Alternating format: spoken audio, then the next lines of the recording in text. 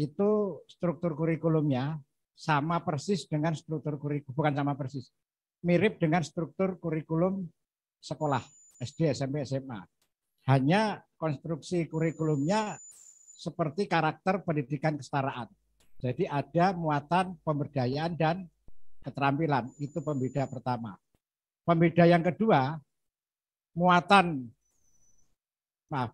beban belajar itu tidak menggunakan jam pelajaran, tapi menggunakan SKK. Ini karakter struktur kurikulum kesetaraan yang masih tetap bertahan di kurikulum Merdeka. Kemudian pada struktur kurikulum paket A yang tadi ditanyakan, ada mata pelajaran IPAS. Ya. Nah, mata pelajaran IPAS ini dimulai sejak fase A, fase B, fase C. Berbeda mata pelajaran IPA, IPS di kurikulum lama gitu ya. Nah, kemudian bagaimana kita membaca angka ini? Jadi tabelnya itu judulnya di sini ada mata pelajaran program pemberdayaan dan keterampilan. Ini daftar mata pelajaran dan program pemberdayaan keterampilan. Kemudian bobot SKK di-split per fase. Fase A, fase B, fase C. Jadi bobot SKK. Pada Kepmel 56 yang dikurungi itu adalah SKK-nya. Sekarang yang dikurungi adalah JPL-nya. Jadi yang tidak dikurungi itu adalah SKK. Karena judulnya adalah bobot SKK. Nah, bagaimana kita membaca 57 kurungnya 2052? Nah, ini barangkali perlu ada penjelasan sedikit. Lanjut, Mas. Nah, ini fase A mata pelajaran umum ya. Ada 57 SKK, fase B 60, fase C 64. Jadi prinsipnya itu pembelajaran itu kan dilaksanakan dalam fase pada setiap tahun pelajaran. Ya, ingat setiap tahun pelajaran. Artinya 57 itu fase A berarti 2 tahun pelajaran. Karena fase A itu kan kelas 1, kelas 2. Jadi 57 itu nanti harus terdistribusi ke 2 tahun pelajaran, kelas 1 dan kelas 2. Angka di luar kurung adalah SKK yang ini ya. Yang dalam kurung adalah jam pelajaran. Kita memahami bahwa pendidikan kesetaraan itu ada 3 pola pembelajaran. Tatap muka, tutorial, dan mandiri. Sebenarnya urutannya pas itu tatap muka, mandiri, tutorial. Kenapa? Tutorial ada kalau ada mandiri. Ya. Jadi tatap muka, tutorial, mandiri. Nah, konversi ini diasumsikan adalah tatap muka. Jadi itu adalah jumlah jam pelajaran minimal. Kenapa minimal? Karena 1 SKK dilakukan tatap muka setara 1 jam pelajaran. Kalau mandiri berapa jam pelajaran? 3 jam pelajaran. Mandiri itu data tidak di PKBM, di SKB? Tidak. Tapi beban belajarnya malah lebih banyak. Artinya kalau 57 SKK ekstrim ya, tapi tidak mungkin terjadi. Ekstrim 57 SKK itu PKBM melaksanakan mandiri, berarti jam belajarnya 3 kali lipat, betul? Jadi jam pelajaran itu adalah jam pelajaran minimal. Kalau ada mandirinya pasti lebih banyak. Tapi masuknya bisa lebih sedikit. Bisa dipahami enggak? Jadi kalau banyak mandiri, beban belajarnya tambah, berarti jam pelajarannya tambah, tapi masuknya menjadi lebih sedikit. Kalau Bapak Ibu gunakan konversi ke tatap muka semuanya, itu nanti pelajarannya akan seperti sekolah. Maka ketika di Cirebon kan ketika dari Cirebon kita belajar bagaimana mengorganisasikan belajar dalam pemetaan SKK. Oke. Nah, dari mana angka 2052 itu bisa terjadi atau dari mana asalnya? 1 tahun ini kan di pembelajaran dilaksanakan dalam fase setiap tahun pelajaran. 1 tahun itu 36 minggu. Efektif. Kalau kalendernya berapa minggu? Kalendernya berapa minggu 1 tahun? 52. 1 tahun itu 36 efektif. Dari 1 semester 18. Kali 2 berarti 36. Nah, 36 kali 57. Ini kan 57 SKK kan? Nah, diasumsikan, maaf, 36 kali 1 dulu. Kenapa kali 1? Karena tatap muka. Kemudian baru dikalikan 57, yaitu bobot SKK. Dihitung betul tidak 57 kali 1 kali 36? Betul ya? Silakan hitung yang lain. Pasti. Ini ya cara menghitungnya ya. Oke. Karena nanti kalau tidak saya beri informasi ini nanti bingung cara menghitungnya dari mana. Oke. Lanjut Mas. Ini untuk yang paket B. Paket B IPA IPS sudah dipisah ya. Dan kelas 7, 8, 9, 10 satu fase. Kemudian ada pemberdayaan keterampilan. Oke, lanjut paket C. Ini yang menarik lagi. Paket C ini maaf agak kecil ya. Struktur kurikulum paket C itu ada kan ada 2 fase kan. Fase E dan fase F. Fase E itu kelas 10, fase F kelas 11, 12. Tadi Bu Saad sudah mengatakan sekarang tidak ada lagi penjurusan. Tidak ada lagi peminatan. Tapi kemudian ada namanya kelompok mata pelajaran pilihan. Jadi ada kelompok mata pelajaran umum, ada kelompok mata pelajaran pilihan. Menariknya di fase E itu ada IPA IPS. Jadi walaupun ini 6 dan 7 itu IPA IPS kemudian ke kanan itu seakan-akan di fase F juga diajarkan, tolong dipelajari di dalam Capman itu ada keterangan. Ini kan bintang berapa ini? Bintang 2. Bintang 2 di sini dijelaskan diberikan pada kelas 10, fase E. Kemudian ada sejarah bintang 3. Bintang 3 ini apa Pak? Nek Jenderal. Legend ya. Ada bintang 3 ini. Sejarah bintang 3 diberikan pada kelas 11, 12. Jadi membaca tabel ini harus hati-hati. IPA IPS jangan berikan juga di fase F. Karena hanya diberikan di fase E. Sebelum ada memilih mata pelajaran. Kemudian sejarah jangan berikan mulai kelas 10. Karena di kelas 10 masuk di dalam IPS. Oke. Sudah bisa clear ya? Nah, berarti Bapak Ibu nanti tahun pertama ini yang paket C, ini yang bintang 2 ini diberikan. Bintang 2 diberikan, bintang 3 tidak. Ditambah nanti PJK dan seni. Oke, clear? Kelas 10. Nah, nanti kalau sudah kelas 11, baru mata pelajaran pilihan. Nah, mata pelajaran pilihan. Lanjut, Mas. Nah, sekarang sebelum ke mata pelajaran pilihan, saya ingin menjelaskan untuk mata pelajaran pilihan itu disesuaikan ketentuannya disesuaikan dengan sekolah SMA atau madrasah aliyah ya, ketentuannya sama. Kemudian PKBM SKB wajib untuk memberikan muatan pelajaran kepercayaan jika ada. Jadi kalau ada tidak boleh ditolak. Ini amanat kurikulum. Kemudian proses mengidentifikasi dan menumbuh kembangkan minat bakat kemampuan peserta didik, terutama dalam rangka memilih mata pelajaran pilihan tadi, dikoordinasikan dengan guru BK. Kalau belum ada guru atau tutor BK, dikoordinasikan oleh guru yang lain. Jadi harus ada guru yang tutor yang mengampu bagaimana mendampingi peserta didik memilih mata pelajaran pilihan. Oke, lanjut Mas. Ya. Di cancel aja, jangan live meeting, nanti kita bubar itu.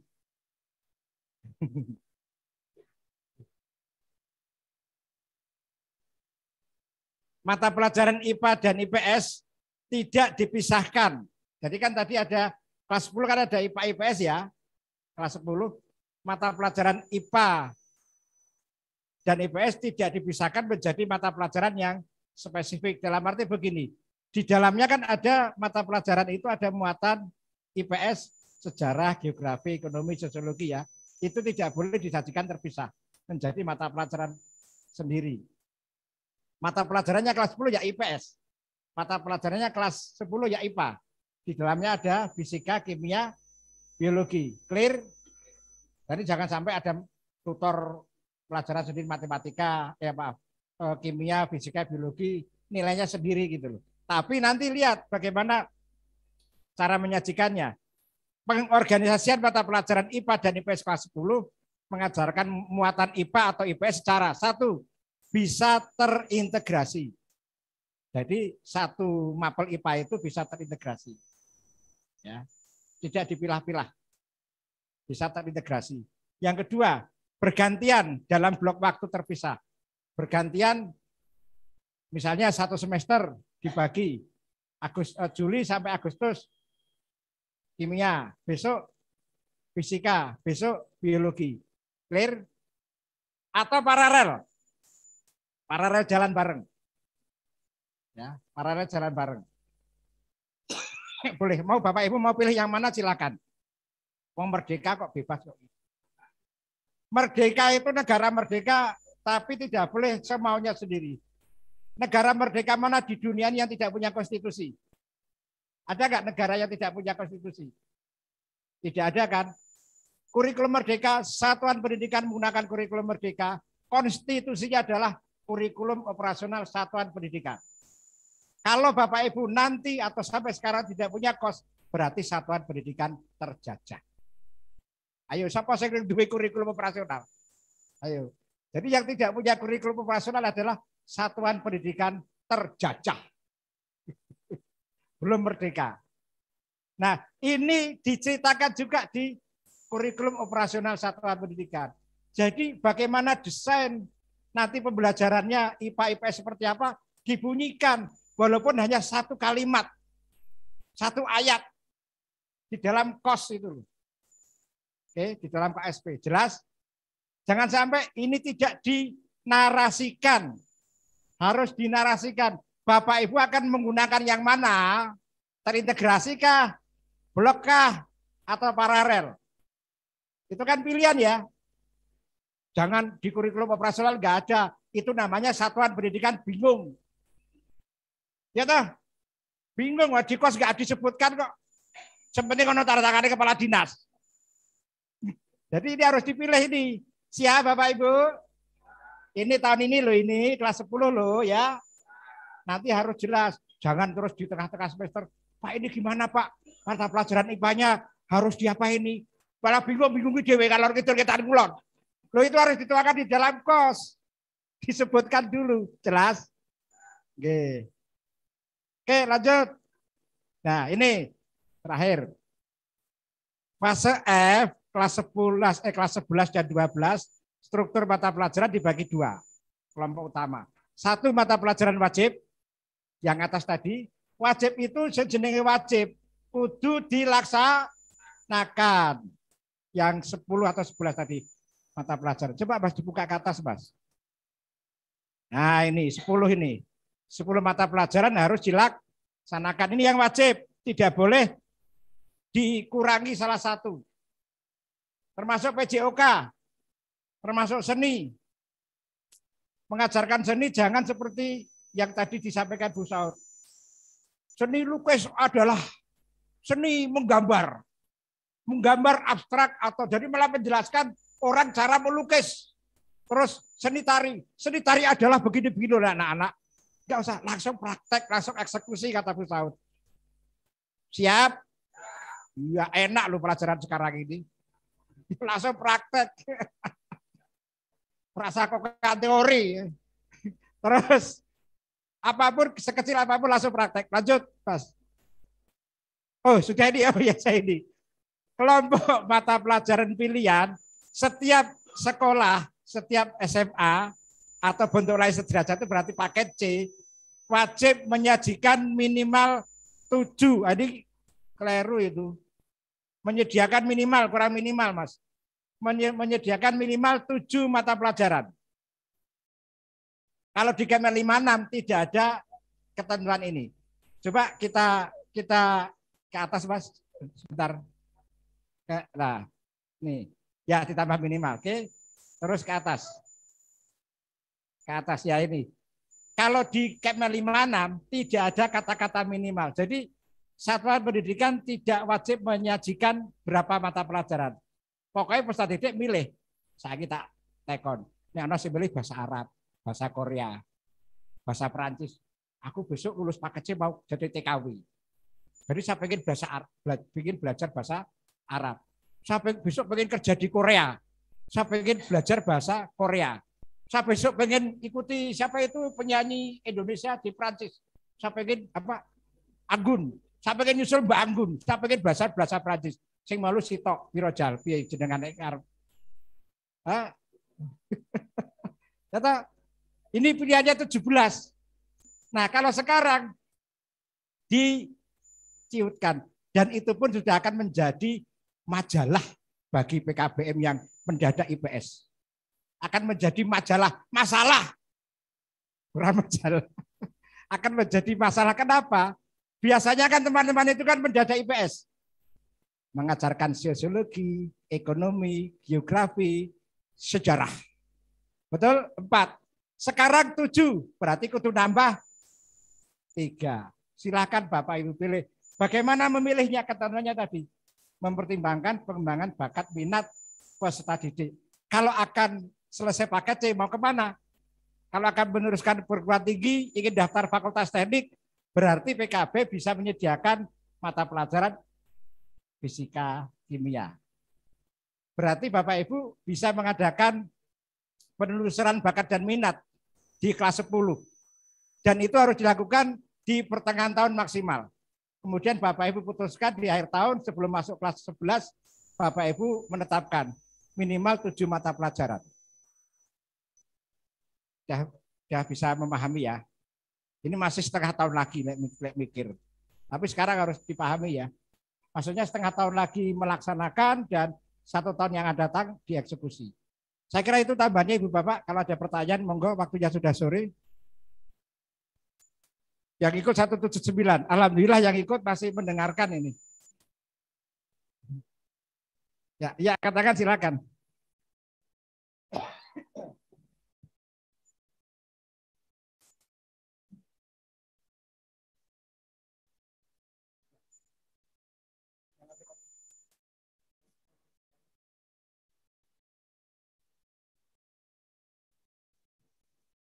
Silakan yang mau bertanya siapa, Bu?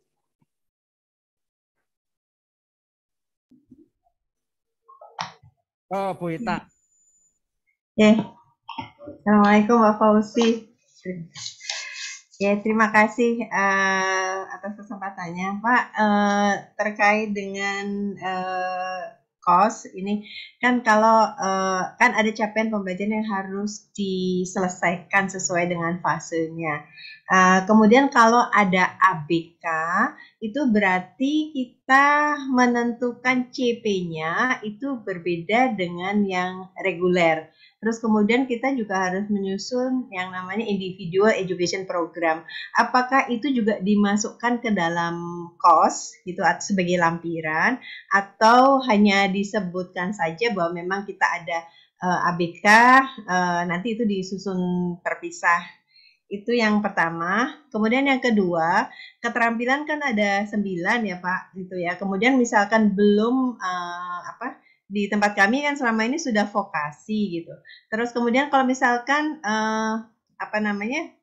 capaian pembelajaran keterampilan tuh kami ngambil CP yang ada di SMK gitu.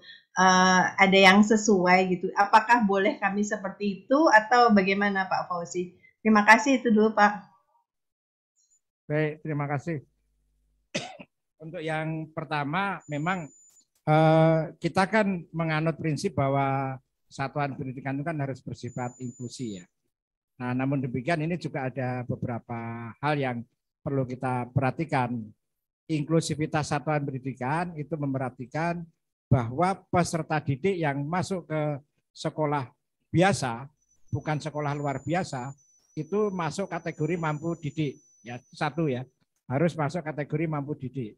Artinya dia bisa kita ajak untuk belajar dengan capaian-capaian pembelajaran yang ada. Namun demikian, ketika peserta didik itu disabilitas, tapi dia sudah sebenarnya mampu didik, tapi ada beberapa perkembangan yang tidak mampu untuk mencapai CP yang ada, memang Bapak Ibu jangankan yang disabilitas ya, peserta didik normal saja Bapak Ibu boleh menggunakan program yang bersifat individual. Dan itu dinarasikan di dalam KOS, tapi programnya menjadi lampiran gitu ya Bu ya. Jangan nanti peserta didiknya ada 30 bikin program, lampirannya itu tidak 30 kalau satu lembar. Kan nggak mungkin satu lembar kan. Itu nanti menjadi program yang dilampirkan di dalam dari KOS. Tapi di dalam dokumen KOS itu disebutkan saja, dinarasikan. Begitu ya Bu Ita ya.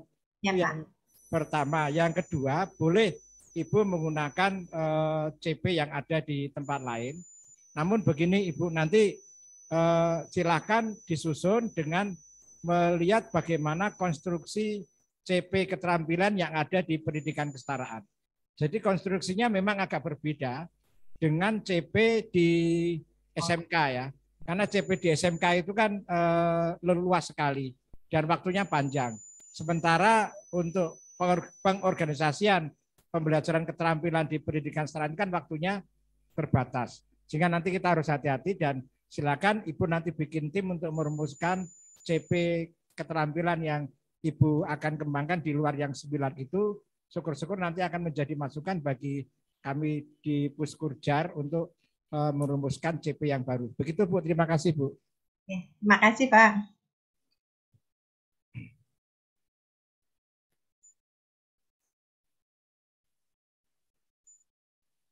Silakan, ada lagi? Atau dari di ruangan ini masih ada?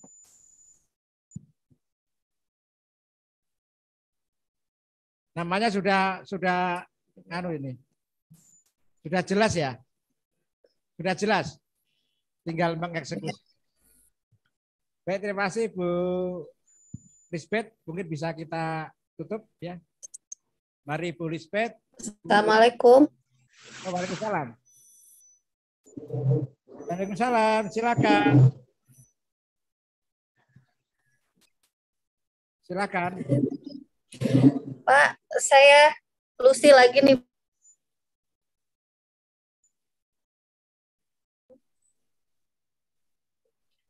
Dari Bandung, Pak. Oh iya, silakan Bu. Terakhir ya. Ya. Silakan, Bu. Pak, mau tanya nih Pak, kan saat ini di tahun 2023 ini masih berupa pilihan ya, yang pilih kurikulum merdeka dan yang masih K13 masih ada kan ya, masih banyak gitu yang memilih. Nah nanti untuk kan kebetulan siswa-siswa kami itu siswa produktif ya, maksudnya emang sesuai usianya gitu ya.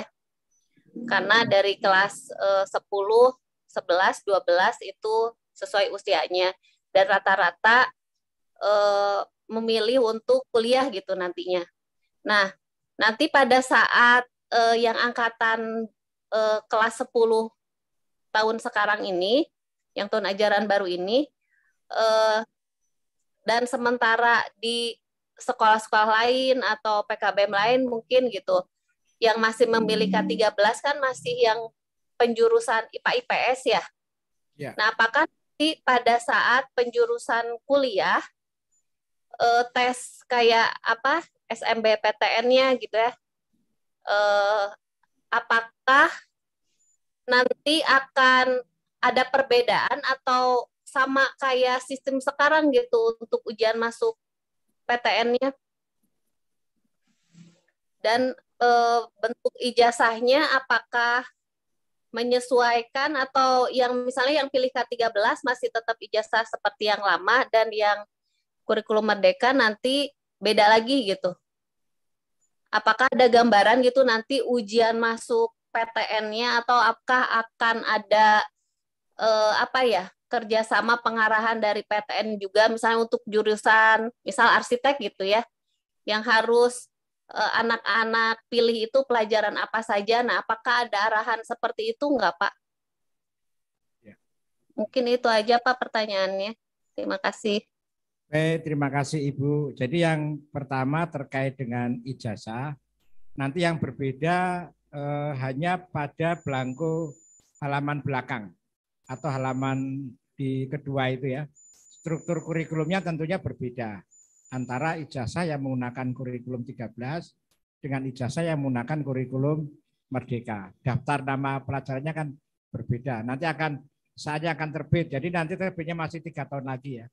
Tahun sekarang kan 22, 23, 24, 25 itu nanti baru akan ada ijazah pertama kali format kurikulum Merdeka. Nah kemudian yang kedua, teman-teman atau anak-anak yang adik-adik yang akan mengikuti seleksi perguruan tinggi, tentunya nanti akan mengikuti aturan dan ketentuan yang berlaku.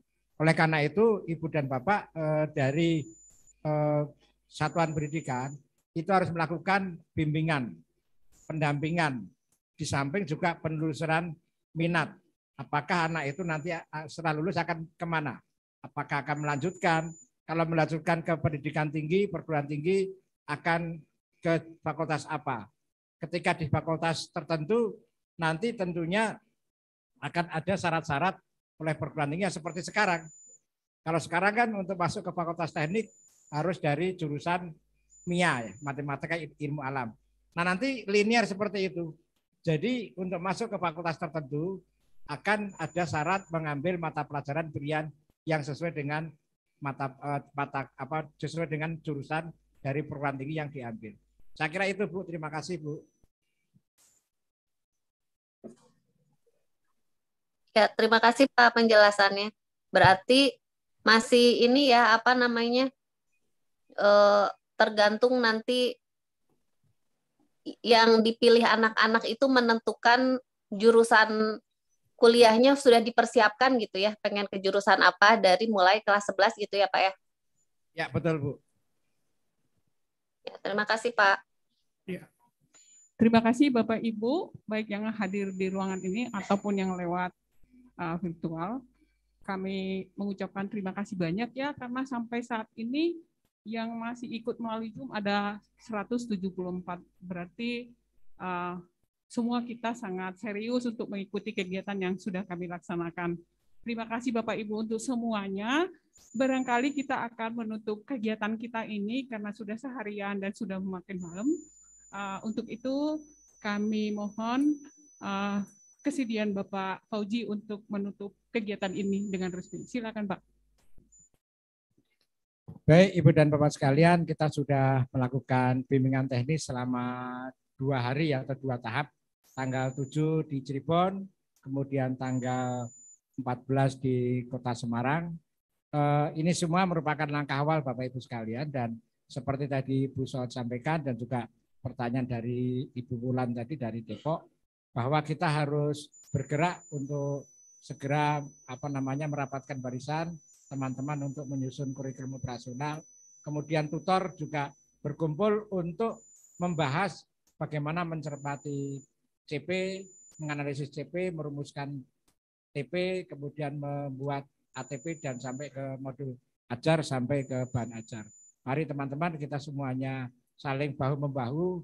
Mudah-mudahan implementasi kurikulum Merdeka yang saat ini sedang Bapak Ibu mulai start di tahun pelajaran 2022-2023 bisa berjalan dengan baik dan memberikan manfaat serta meningkatkan kualitas sumber daya manusia, terutama pendidikan kesetaraan yang peserta didik yang mengikuti pendidikan kesetaraan. Mari Ibu dan Bapak kita akhiri kegiatan ini seraya saya mengucapkan terima kasih atas perhatian Ibu dan Bapak yang ada di ruangan ini maupun yang ada di Zoom serta di YouTube yang masih mengikuti kegiatan ini, serta semua teman-teman pendukung acara, teman-teman dari fungsi, kemudian teman-teman dari narasumber yang sudah ikut bergabung, yang sudah berbulan-bulan Bapak Ibu sekalian, bahkan sejak sebelum puasa, teman-teman ini melakukan pembahasan-pembahasan dan hari ini disajikan kepada kita semua. Marilah kita mengucapkan syukur alhamdulillah kepada Allah Subhanahu wa taala, Tuhan yang Maha Kuasa, dengan mengucap bacaan basmalah. Basmalah, alhamdulillah, alhamdulillahirabbil alamin. Maksud saya mengucapkan basmalah itu kita bismillah untuk segera mengerjakan kurikulum operasional satuan pendidikan. Mari kita bismillah. Dengan ini saya nyatakan kegiatan BIMTEK Kurikulum Merdeka Pendidikan Setara tahap kedua ditutup.